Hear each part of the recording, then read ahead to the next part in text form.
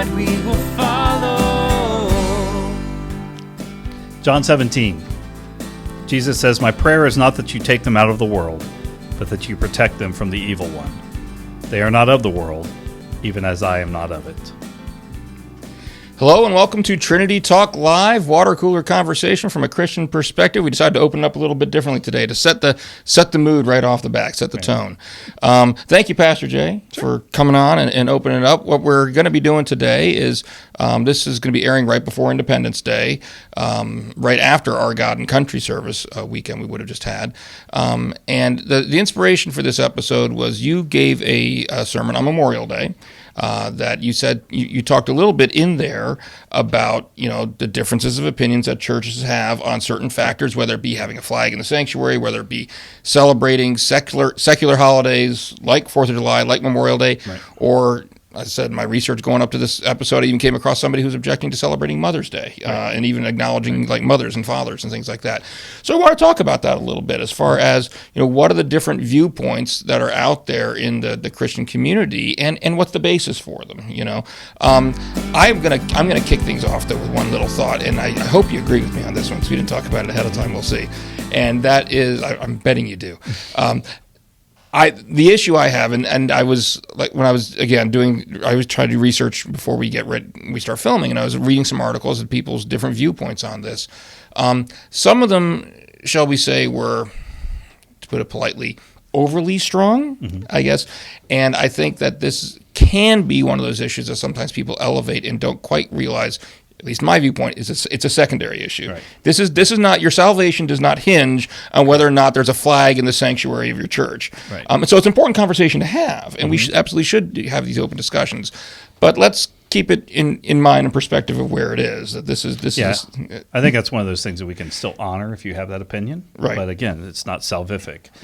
In our church terms, we call that adiaphora, which is a fun Greek word to use, but things that don't matter necessarily is really what it talks about. So if it doesn't pertain to salvation, are they worth arguing and fighting about? Right. So, exactly. Talk about them, discuss them, that's absolutely. Great. But absolutely. let's not start bashing people left and right and bashing our fellow Christians and everything about it. So, anyways, let's open it up a little bit. It was you're the one that started this whole thing without realizing it in the sermon. Right. So why don't you kind of give us a little bit of an outline as far as what the issue is and what the thoughts are on it? Well, as I've kind of experienced over the course of time, there have been divisive issues about whether to have flags in the sanctuary. That was a more recent one. Do you bring America in? Because of all the patriotism, and really it should just be God only in these sanctuaries. It's a reason it's called a sanctuary, so you can get away from the world, those kind of things. And so we've really, over the years, have had some great conversations with folks about why they choose not to. And I think we can honor those. I mean, if they really, truly want to do that. But in our tradition, we glean a lot from Martin Luther, who had his two kingdoms, or his two governments, as he initially called it. And really what that kind of had to do a lot with is that no state entity should be involved with the church, and it's kind of like a separation of church and state, too. Right. So it's not, but it also has the worldly realm and the heavenly realm, and so there's really some good conversation pieces around there. But ultimately, I think what we're looking at is not to take yourself out of the world, to be set apart. We are set apart, but we're not out of or against the world. And so, God has gifted us this world to be a part of and to live in, and it's inherently good. Humanity gets involved and screw it up. But other than that, I mean, what God creates is good. So that's kind of where we are with the world approach. So when folks bring flags in, or they bring honor, to Veterans Day or something along those lines, that's a part of the world that we're living in. So how do we talk about those from faith-based perspectives? And I think that's kind of where we're at from that standpoint, if that makes sense. Well, yeah, and that's my question, I guess. Right. Are there things that would be things about our country, our nation, our government? And we're speaking specifically here in America, I guess, because we've got Independence Day coming up, right. That are worthy of celebrating and discussing in the sanctuary? Well, if we're going to use that term adiaphora, I mean, again, it tends to be congregational preferences, personal preferences of pastors, wherever they feel comfortable. So, again, I'm not anti-flag. If they're not in the sanctuary, I'm okay with it. If they are in the sanctuary, I'm okay with it. Does that make sense? Because it is a reflection of who we are as a people. I think what really kind of gets us all worked up, too, is where we really mix politics and religion. And that maybe will be more of a divisive piece than celebrating Veterans Day, because everybody loves veterans. They did all this kind of thing. So I don't know. I mean, I have an example I'm going to bring up here in a minute as far as politics and religion that I'd like to lift up, but I don't have a preference. I mean, if it fits into our theological calendar, so to speak, which we have one as Lutherans, I think we talk about it. We don't maybe focus on it. Maybe it's not the entire theme of the worship service, because it is still worshiping God. It is about God. But how do we lift up Father's Day or Mother's Day in reference to how we worship God? And I think is that maybe that's the point? That's the approach, right? Rather than looking at this just from perspective of if flags in sanctuary bad or or good or whatever, right. Maybe the focus should be more on what's going on in that congregation as far as the priorities. Are you still prioritizing God and putting God first? Right. And how is this stuff being presented? And if it's being presented, I'll be honest, a lot of what the stuff I read getting ready for today, it almost seemed, at least those that were opposed to having flags and these types and honoring veterans and things like that in the services, they seem to be making a lot of assumptions about, well, if you're doing this, then you are by default equating the secular with the sacred, correct, so to speak. I think that's a perception. Absolutely. Right. And does it necessarily have to be that way? I think it can be looked at on a case-by-case basis. If your congregation is doing that, okay, maybe it's not a good idea for you to be having the flag there in your sanctuary because of that perception that's out there. But I don't think necessarily that has to be. Well, and I don't know what level you take it to. There are congregations that don't use music. Right. They don't want music in there. It's all liturgy and that kind of piece. I mean, at some point, we got to honor all of that. But it's if you're going to honor everything, then make everything sacred, then nothing's sacred. So again, it's one of those fine lines that, I mean, you just got to be able to understand that worship is about God, and all the other stuff is kind of background, if you will. I mean, the church colors, the liturgical, none of that matters when it comes to salvation. It helps us with a flow and an order of our years and our calendar years, because we use 3 years that we do, and but it really, none of that truly matters. It's just a way for us to organize and walk through our services.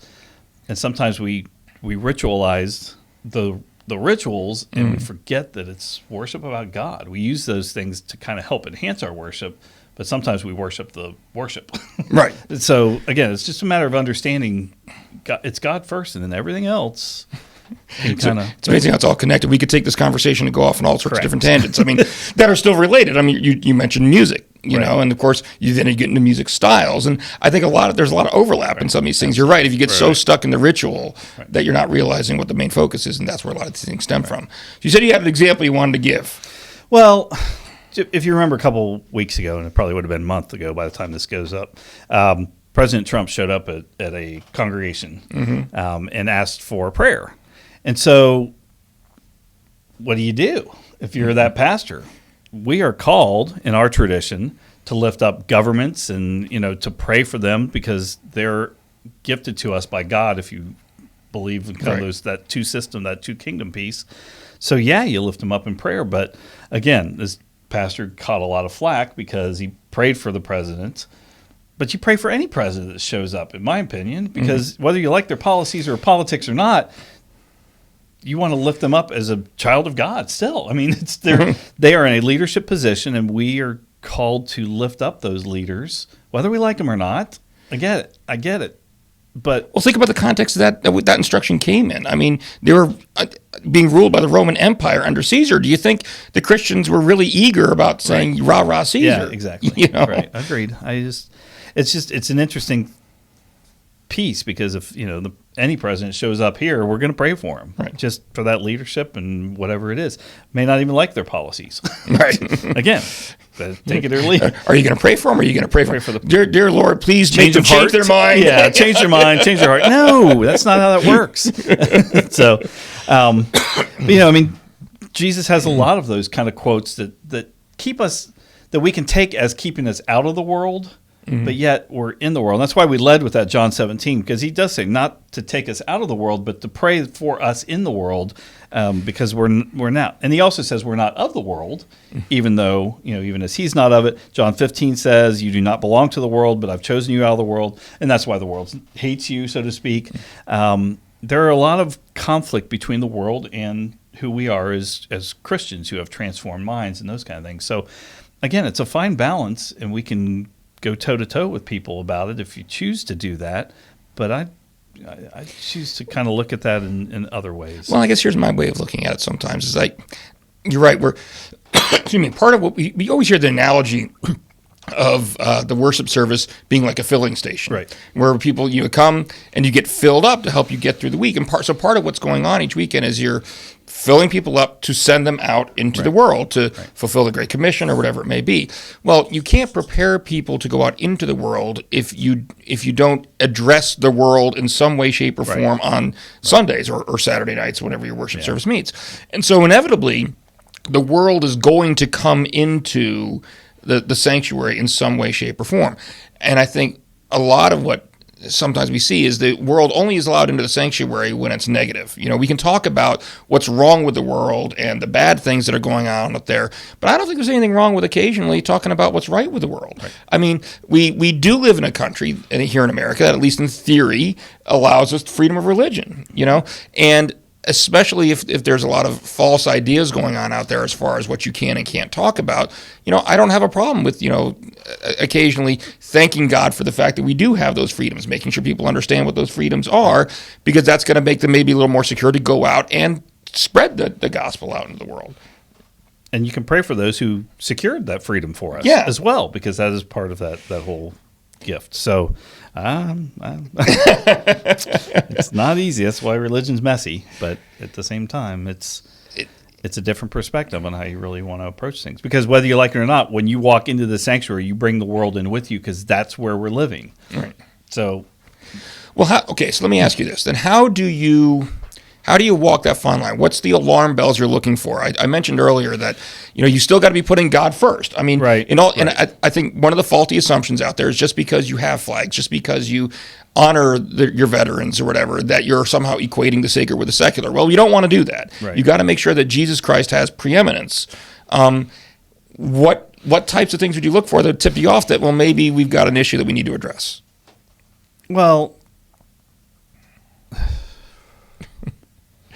didn't tell him that one was coming. Didn't say that. Well, it's a matter of whether I want to jump into the prosperity gospel or not, because that's a big. You've done it before. I know, but I don't want to go there. You just kind of did.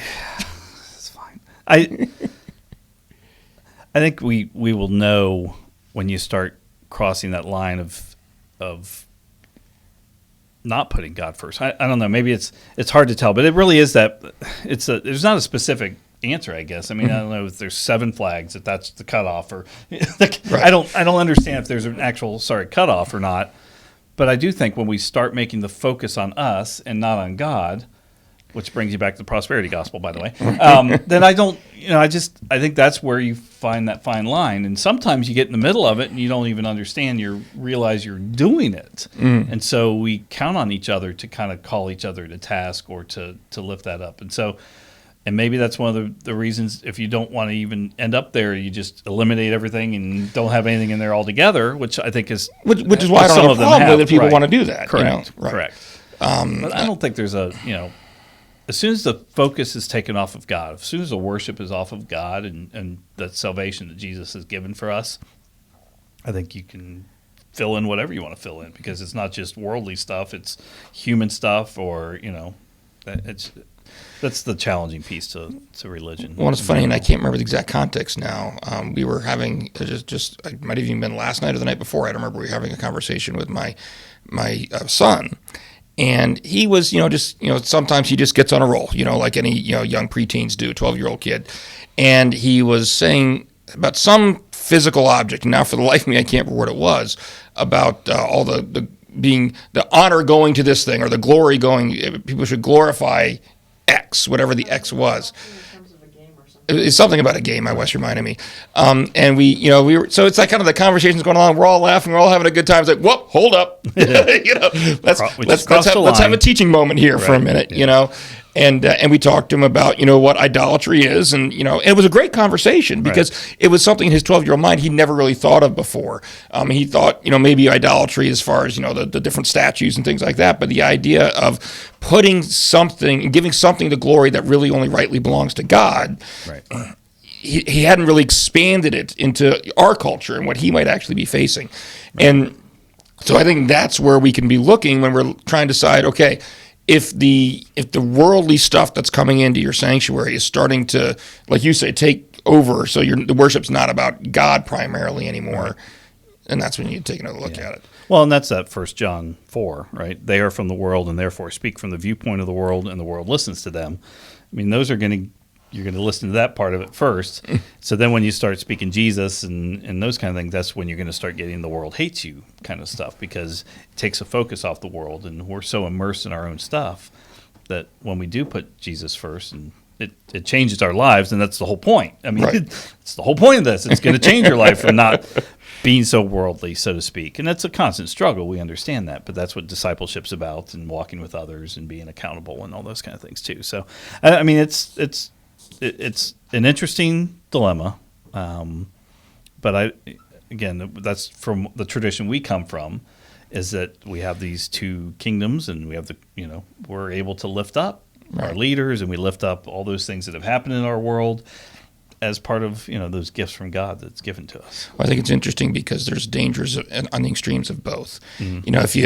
If you don't let the world in at least a little bit, then you're not really going to be equipping people to go out into the world. Right. Whereas if you let it in too much, then you're running the risk of God not being preeminent. Correct. So that's what makes these discussions worth having. So, what do you have on your papers? I've been talking about. I've been working at NC. I'm real smooth that way. Right. Yeah. So with things like that. So.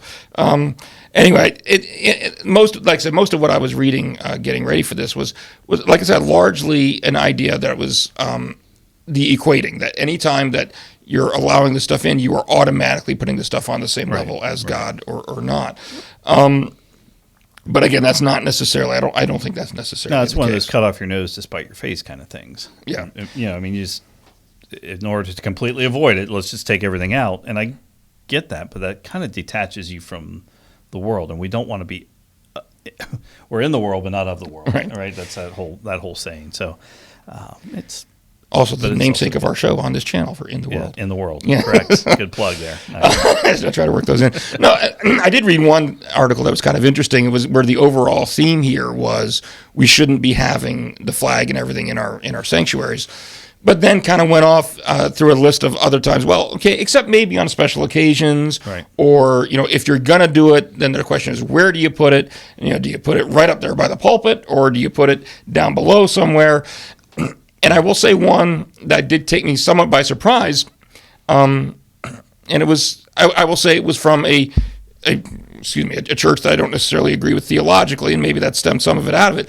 But it was the approach this article took was you shouldn't have a flag in the sanctuary, because there's no way to have an American flag and a Christian flag both in the sanctuary without denigrating to some extent one or the other. And I'm like, okay, but why is it? In other words, it's like you can't make them both equal. Well, okay, maybe we shouldn't. So I found that one kind of interesting about. Listen, I don't even like the Christian flag, quite frankly. I think it's just a kind of a made-up flag because we have the American flag in there. But for us, I mean, you don't have to confess to that flag or pledge your allegiance to that flag. You've got.